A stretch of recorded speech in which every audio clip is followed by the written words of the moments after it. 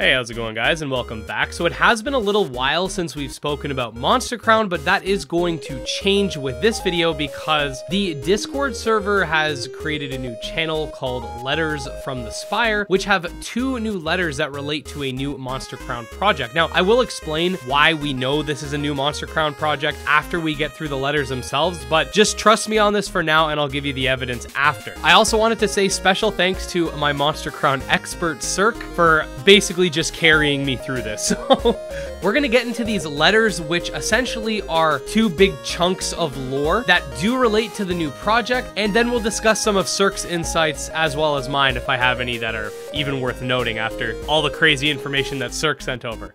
Anyways, the first letter reads as follows. May 14th, the year of Order 848, Meru Spire, the Crown Nation. I have known it for many years that there ought to be a way to summon them, those 7 infernal demons that live beneath the surface of my realm. They had once been locked away by some unspeakable force, but now they voluntarily sequestered themselves.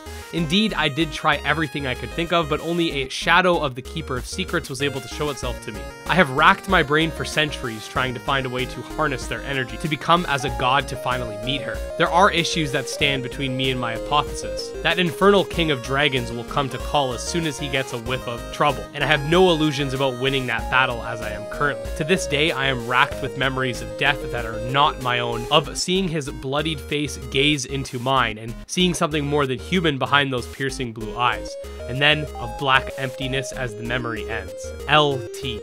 Then we have a second note that's denoted as a note written on some rather old paper. The handwriting is messy and smudged in places but still legible, suggesting a left-hand writer. It arrived tied to a rock. 2 LT. Yes, I know you're sending letters. No, I don't know who you're sending them to.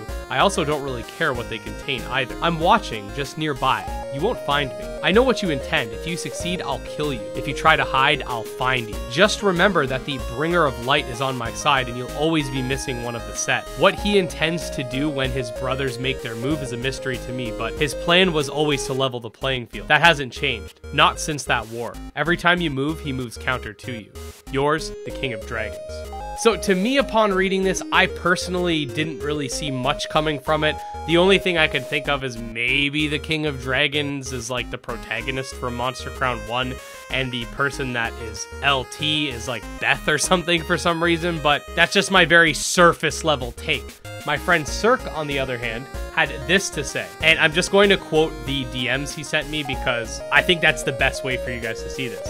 He wrote, okay, so the first one references the ritual monsters. Rituals were a planned mechanic for Monster Crown. See what I'm saying? I wouldn't have known this. Where you would leave stuff in key places for the map to fight bosses. There's only 1 ritual left in the game. To do it, you have to drop exactly 10 packs in front of the lake of the starting farm. They're all named after IRL demons and angels. Oh yeah, I've told you this, but I think the letters are set 500 years in the future from Monster Crown 1. The first letter is from LT, we don't know who that stands for, and he talks about the King of Dragons. We know very little about them. Now, here's where things get extremely interesting. Do you remember that giant monster that gives you an egg in the Monster Crown story that eventually turns into Jin? This is Jin, and of course I know who Jin is. He's one of my favorite monsters. Cirque then states that the second letter is actually from the King of Dragons. The monster that gives you Jin is actually Lucifer themselves, not in letter, learned in game.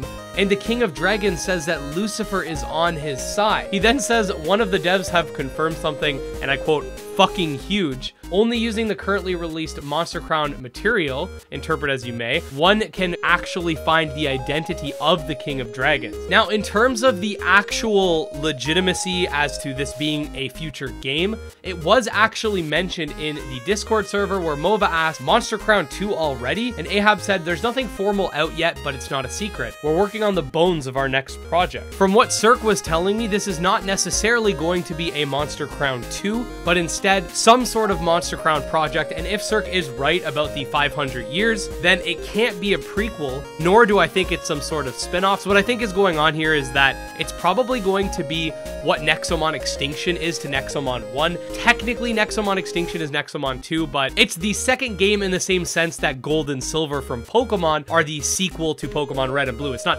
technically Pokemon 2, It's just a new generation. That's what I think is going on here. Cirque also had noted that they do want to make a lot of fixes to Monster Crown to fix a lot of the bugs and get it into a state that they're happy with before diving deep into the new game. But either way, I'm really happy to see some Monster Crown content surfacing, and whenever a monster taming developer puts in the effort to make a sequel or a follow-up monster taming game to a project they've already released, I'm always down for that because it adds to the longevity of the genre. If every development studio was just a one monster taming game and quit type of deal, then the genre wouldn't really have that reliability that we get from games like Nexomon constantly having sequels. We know Coromon will from now on. Monster Crown's another example of a game that will. Serialum has been coming out with multiple entries to its franchise since before most games, etc. So yeah, if you do want to stay up to date on Monster Crown news, anything regarding this new Monster Crown project, definitely subscribe to my channel because I put out new monster taming videos every day, and we'll see you guys next time.